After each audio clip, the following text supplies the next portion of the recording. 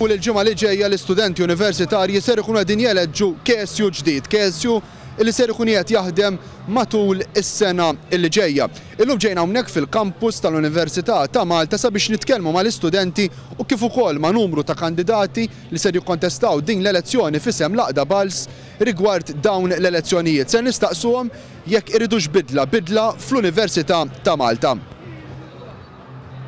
Kif tidħol fl-Università ta' Malta ma tistax ma tinnutax il-ħeġġa u l-enerġija li bħalissa tiżdied ma' kull sekonda li tgħaddi jekk kif il-kampanja l-elezzjonijiet tal-Kunsilli Studenti Universitarji qiegħda toqrob. Fil-fatt nhar il-ħamis li ġie eluf ta' studenti mill-Università u l-Junior College mistennija jeleġġu kunsill tal-istudenti ġdid, kunsill li qudiemu għandu diversi sfidi x'jaffaċċja. Żgur li din is-sena l-atmosfera ta' bidlet tinħass ġmiela fl-Università kif l-Għaqda tal-Istudenti Soċjal-Demokratika Pulse qed taħdem bla qiegħda sabiex tagħti kwalità ta' ħajja aħjar lill-istudenti Maltin u Għawċin.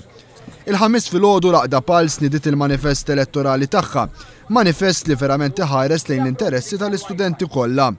Numru kbir ta' proposti li qed tmexxi l quddiem l-Għaqda Pulse huma mmirati sabiex isolvu wħud mill-akbar uġigħ ta' ras għall-istudenti tagħna.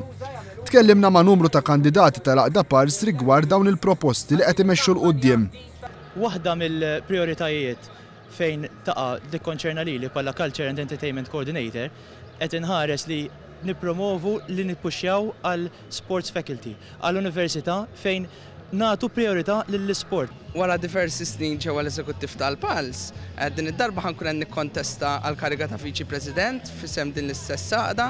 Waħda mill-50 proposta li ser nkunu qegħdin wedu fil-manifest tagħna hija illi r-riżultati mhux se jibqgħu idumu biex joħorġu bħal meta idumu bħalissa u ser nkunu qegħdin nagħmlu lobbying ħabba l-collective agreement li ser jitfassal fit-2014. Wieħed mill-aqwa elementi li huma karatteristika prinċipali fil-kandidatura tal-Pulse huwa l-fatt li dawn l-istudenti li qed jikkontestaw ġejjin minn fakultajiet differenti, xi ħaġa li tgħinhom jifhmu aħjar l-aspirazzjonijiet ta' kull student universitarju sabiex bekk ħadd ma jaqa' lura.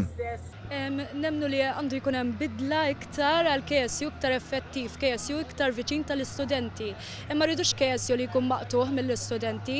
Infatti permezz ta' inizjattivi tagħna bħalma kienu s-suggesti UOM u National Conference for Faculty Based Organizations diġà bdejna nagħmluha din il-ħaġa. Waħda mill-proposti tagħna hija Student Suggestion Scheme fejn l-istudenti jagħtuna l-idejat tagħhom, nevalwawhom u naħdmu fuqhom. U inti Franceska, x'inhi waħda mill-proposti li tkun qiegħda tmexxi l qudiem l-Aqda Pulse?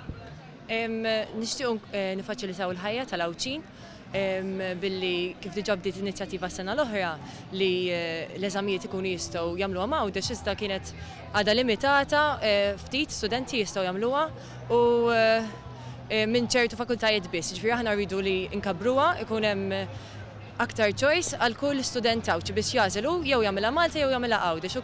Isaac Zammid, student tal-ewwel sena fil-kors tal-liġi, iddeċieda li jagħti sehem huwa wkoll sabiex itejjeb il-kwalità tal-ħajja ta' sħabu l-istudenti. Seħ bħala student attiv hawnhekk fl-Università, bħala Aqda Pulse, KSU mexxi mill-Pulse, kif ħadkun qegħdin tresqu aktar studenti fiċ-ċentru tal-politika tagħkom?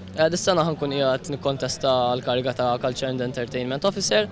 L-għanewlini huwa li naqsu l-apatija fl-Università permezz li norganizzaw events ekstrakurrikolari, pereżempju dis-sena waħda mill-proposti tagħna fil-manifestija li norganizzaw Battle of the Bands fejn il-band li tirbaħ kollha recording ta' single rebbieħa. L-arja ta' bidla mill-istil ta' kif kien jitmexxa l-KSU fl-Università qed jinħass sewwa bħalissa, kif kienu bosta l-istudenti li tkellmu magħna u li xtaqgħu li huma lkoll ikunu protagonisti f'din l-istess bidla. L-esperjenza tal-KSU kienet bej waħda pożittiva, imma l-iktar ħaġa kienet li ddejjaqni li l-KSU kien isib il-problemi dak li kellu xi jgħid kien iħalliha l-aħħar. L-attivitajiet li kienu joħorġu qisu meta tkun risqa l-elezzjoni tal-KSU.